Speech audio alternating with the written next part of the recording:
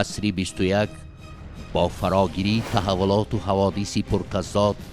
پایداری یک زمره ملت و خلقیت ها و بعضی از دولت های جهانی معاصر را زیر خطر مانده است.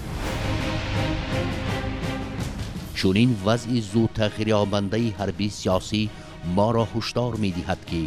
برای یک پارچگی دولت و ملت، حمایه مظفریت های استقلالیت، پایداری صلح و ثبات دائما آماده باشیم